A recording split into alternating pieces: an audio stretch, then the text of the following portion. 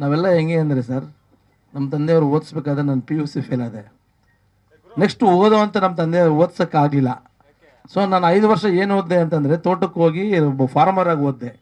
ಅದಾದಮೇಲೆ ಬರೀ ಸರ್ಟಿಫಿಕೇಟ್ಗೋಸ್ಕರ ನಾನು BCom ಮಾಡಿಕೊಂಡೆ, ಸರ್ಟಿಫಿಕೇಟ್ಗೋಸ್ಕರ ಕರೆಸ್ಪಾಂಡೆನ್ಸಲ್ಲಿ ಮಾಡಿಕೊಂಡೆ. ಬಟ್ 5 ವರ್ಷ ರಿಯಲಾಗಿ ಓದಿದ್ದು ಎಲ್ಲಿ ಅಂದರೆ ಜಮೀನಲ್ಲಿ. ಸೊ ನಾನು ಇದನ್ನೇನೇ ಕೇಳ್ತಿದ್ದೀನಿ ಅಂತಂದರೆ ಸರ್, ನೀನು ಕೇಳಿದ್ದೇನೆ ಹೇಳು, ಈ ದೇಶ ಭಾಷೆ 7 ಭಾಷೆದೂ ನಾನು ಏನು ಮಾಡಿದೆ ನಿಮ್ಗೆ ಹೇಳಿದೆ. ನಾನು ಮಾಡಬೇಕು ಅಂತ ಹೊರಟೆ. ಯಾಕೆ ಒಂದು KGF ನಾನು ಪ್ರೌಡಾಗಿ ಅವತ್ತು ಹೇಳಿದ್ದೀನಿ, ಇವತ್ತು ಹೇಳ್ತೀನಿ ಸರ್, ನಮ್ಮದೇ ಸಿನಿಮಾ, ಯಾರು ಏನು ಅಂದ್ಕೊಂಡ್ರು. ಸೊ ಅವ್ರು 5 ಭಾಷೆಯಲ್ಲಿ ಮಾಡಿದಾಗ ನಾನು 1-2 ಭಾಷೆ ಬೇರೆ ಮಾರ್ಕೆಟ್ನ ಸ್ಟಡಿ ಮಾಡಿದೆ. ಆ ಪ್ಲ್ಯಾನ್ ಪ್ರಕಾರವಾಗಿ ಮಾಡಿದೆ, ನಾನು ಗೆದ್ದೆ. ಆ ಗೆದ್ದಿದ್ದಕ್ಕೆ ನಿಮಗೆ ಪ್ರೂಫು ಕೊಟ್ಟಿದ್ದೀನಿ. ಚೆನ್ನಾಗಿ ಬಿಸ್ನೆಸ್ಸು ಆಯಿತು, ಸೂಪರ್ ಹಿಟ್ ಆಯಿತು.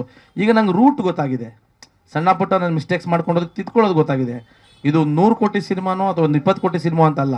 ಈಗ ನನಗೆ ಹಿಂದಿಯಲ್ಲಿ ಹೆಂಗೆ ರಿಲೀಸ್ ಮಾಡಬೇಕು, ತೆಲುಗಲ್ಲಿ ಏನು ರಿಲೀಸ್ ಮಾಡಬೇಕು, ಮಲಯಾಳಮಲ್ಲಿ ಯಾರು ಡಿಸ್ಟ್ರಿಬ್ಯೂಟರು, ತಮಿಳಲ್ಲಿ ಯಾರು ಡಿಸ್ಟ್ರಿಬ್ಯೂಟರು, ಈ ಥರದ್ದೆಲ್ಲವೂ ನನಗೆ ಈಗ ರೂಟ್ ಇದೆ. ಈ ರೂಟ್ ಇರುವಾಗ ನಾನು ಯಾವುದೇ ಸಿನಿಮಾ ಮಾಡಿದ್ರು, ಈಗ ನನ್ನ ಟೀಮ್ ಇರೋದ್ರಿಂದ ನಾನು ಒಬ್ಬನೇ ಇಲ್ಲ ಇಲ್ಲಿ.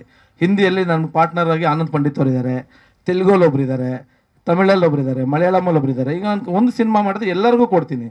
ಹಾಗಾಗಿ ಚಂದ್ರು RC ಸ್ಟುಡಿಯೋಸಲ್ಲಿ ಯಾವುದೇ ಮಾಡಿದ್ರು ಎಲ್ಲ ಲ್ಯಾಂಗ್ವೇಜ್ಗೂ ಹೋಗುತ್ತೆ. ಇದು ಲ್ಯಾಂಗ್ವೇಜ್ ನೋಡ್ತೀನಿ, 5 ಲ್ಯಾಂಗ್ವೇಜ್ ಮ್ಯಾಂಡೇಟ್ರಿ. ಆಮೇಲೆ ನಮ್ಮನ್ನು ಬಂದು ಕೇಳ್ಕೊಟ್ಟಿದ್ದಾರೆ, ಅವರಿಗೆ ಡಬ್ ಮಾಡಿಕೊಡ್ತೀನಿ. ಸರ್ ಇಲ್ಲ, ಆ್ಯಕ್ಚುಲಿ ಅವರು ಕತೆ ಮಾತ್ರ ಹೇಳಿದ್ರು. ಅವ್ರ ಕತೆ ಕೇಳಿದ ತಕ್ಷಣ ನಾನು ಇದಕ್ಕೆ ಫಾದರ್ ಯಾರು ಅಂತಂದರೆ ನನ್ನ ಸರ್ನ ಅಂದ್ಕೊಂಡೆ.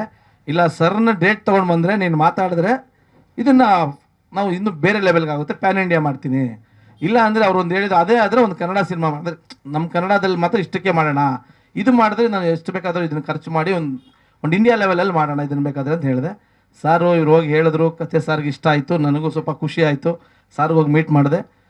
ಅದನ್ನು ಬೇರೆ ಥರ ತೊಗೊಂಡೋಗಿ ಎಲ್ಲರೂ ಇನ್ವಾಲ್ವ್ಮೆಂಟ್ ಆಗಿ, ಮೈನ್ ನಮ್ಮ ಗುರುಗಳು ದಯಾಳ್ ಸರ್ ಅವ್ರ ಹತ್ರ ನಾನು ಸಖಾಸಖಿಯಲ್ಲಿ ಅಸ್ಟೆಂಟಾಗಿ ಕೆಲಸ ಮಾಡಿದ್ದೆ ಮೈಸೂರಲ್ಲಿ. ಸೊ ನನಗೆ ಕೆಲಸ ಹೇಳ್ಕೊಟ್ಟಂಥವ್ರು, ಡಿಸಿಪ್ಲೀನು, ಪ್ರೋಗ್ರಾಮಿಂಗು ಎಲ್ಲ ಅವ್ರ ಹತ್ರ ಕಲ್ತಿದ್ದೀನಿ ನಾನು. ಈ ಸಿನಿಮಾಗೆ ನನಗೆ ಸುಮಾರು 5 ಸಿನಿಮಾ ಇದೆ. ಸೊ ಎಲ್ಲ ಪ್ಲ್ಯಾನ್ ಮಾಡಿ ಶೆಡ್ಯೂಲ್ ಮಾಡಿ ನಂಗೆ ಒಂಚೂರು ಪ್ಲಾನ್ ಹೇಳ್ಕೊಡಿ ಗುರುಗಳೇ ಅಂತಂದಾಗ ಅವ್ರದ್ದು ಒಂದು ಸಿನಿಮಾ ಇತ್ತು. ಬನ್ನಿ ಗುರುಗಳೇ, ಇದ್ರ ಜೊತೆಲೇ ನೀವು ಸ್ಟಾರ್ಟ್ ಮಾಡ್ಕೊಂಬಿಡಿ ಅಂತೇಳಿ 2 ಸಿನಿಮಾ ಈಗ ಸ್ಟಾರ್ಟ್. ಈಗ ಇದು ಎಂಡು, ಹಂಗೆ ಅವ್ರದ್ದು ಶುರು. ಆ ಥರ ಒಂದು ಶೆಡ್ಯೂಲ್ ಮಾಡ್ಕೊಂಡಿದ್ದೀವಿ.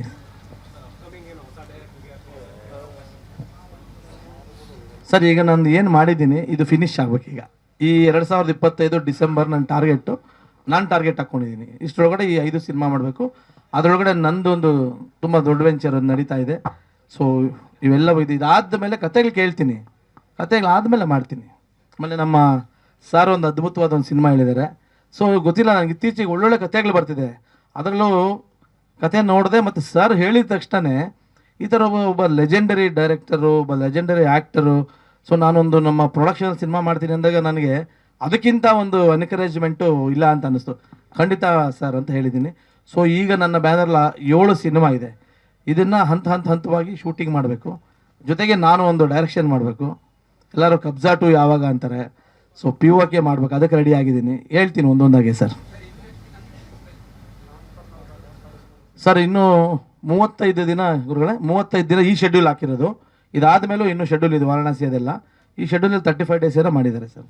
ಸ್ವಾದಿಷ್ಟತೆಯ ಸ್ವಾದ, ತಾಜಾತನದ ಆಹ್ಲಾದ, ಉತ್ತಮ ಆರೋಗ್ಯ ಮತ್ತು ಹೆಚ್ಚಿನ ರೋಗ ನಿರೋಧಕ ಶಕ್ತಿಯ ವೃದ್ಧಿಗೆ ಈಗ ನಿಮಗೆ ಸಿಗುತ್ತಿದೆ ಉತ್ತಮ ಗುಣಮಟ್ಟದ ಪೌಷ್ಟಿಕಾಂಶ. Shri Vaidik millet health mix. ಇದು ಸಿರಿಧಾನ್ಯಗಳ ಸಂಪತ್ತು.